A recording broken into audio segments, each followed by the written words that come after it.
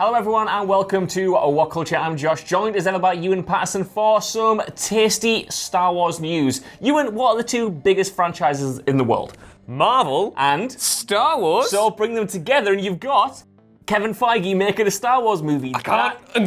Metaphor worked much better than in my head, but yes, obviously, super producer Kevin Feige has apparently been tapped to create a yet untitled single solo Star Wars movie, at least for now, going forward following the climax of the Skywalker saga at the end of this year. Obviously, you see these two big names together, and it's practically an excuse to print money, but is it a good idea? I think so. I mean, Feige has pretty much shown his credentials to print money for the past 10 years, so putting him on Star Wars for at least a brief excursion makes plenty of sense to me. It's interesting in the sense that, he's the head creative honcho of the MCU. He's the guy who, lays out the foundations and the architectural blueprint of where that franchise is heading, whereas with Star Wars, he's kind of get to exercise his creative muscles within the context of someone else's scheme, which is quite interesting. That's still going to be the exciting thing for me, because obviously he has had a pretty major hand in every single major Marvel movie, not just sort of like the structure and how we're going to plan out the overall story, but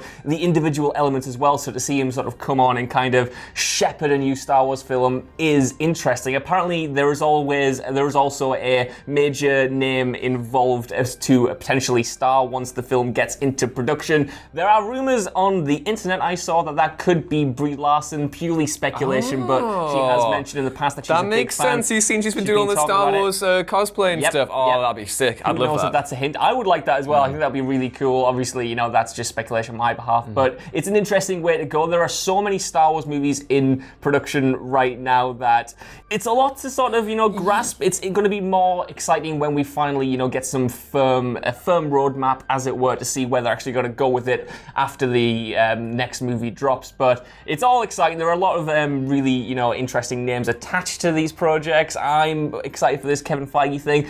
I wouldn't like it though, and this might be controversial considering it's what he made his name doing. I don't know if I'd want a full-blown, sort of interconnective yes. thing. I mean, that's what the report in the Hollywood Reporter mentioned, that this is actually going to be a part. He's only doing one movie, but it's going to be framed within multiple new Star Wars projects, which is interesting to me because obviously after Solo kind of debuted to a lukewarm reception, Kathleen Kennedy and the rest of Lucasfilm kind of took a step back and said, okay, maybe we've overcommitted to Star Wars in the first few years that we've had it. And, I think Alan Horn was echoing those sentiments the other week, saying that maybe we did kind of, get a little bit too ahead of ourselves and started planning spin-offs and everything. And whatever you think on the spin-offs, I think Rogue One's incredible. It's one of those things where maybe they did kind of bite off more than they can chew, and they needed to stagger. Because, Star Wars is a special occasion. You can't just have it, flowing all the time. I think it's great having it every December because that's the big event that you can do. But yeah, it says that it's going to be part of a multiple new Star Wars projects, which again, you factor in Rian Johnson's trilogy, which is coming out, the Benioff and Weiss trilogy, which is coming out after that, the Disney Plus TV shows that are coming out, including The Mandalorian and Obi-Wan. Are they doing the same?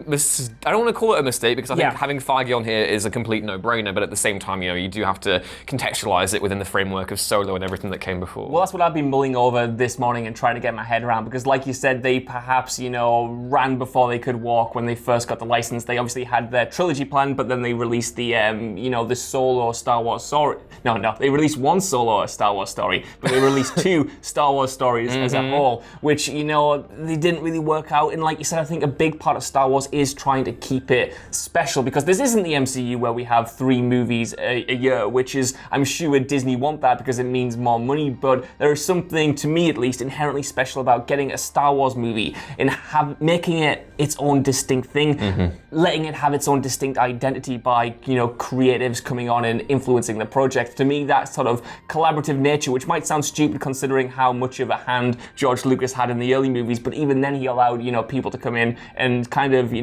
flex their muscles, as it were, in this universe. And I hope Kevin gets a chance to do that. But I want to know what you guys think down in the comments below. Is this a good move? On paper, it sounds like a match made in heaven, but let us know in the comments. And while you're down there, can you give us a like, share, subscribe, and head over to whatculture.com for more tasty content like this every single day. Even if you don't, though, I've been Josh, joined by Ewan. And we'll see you soon. Meh.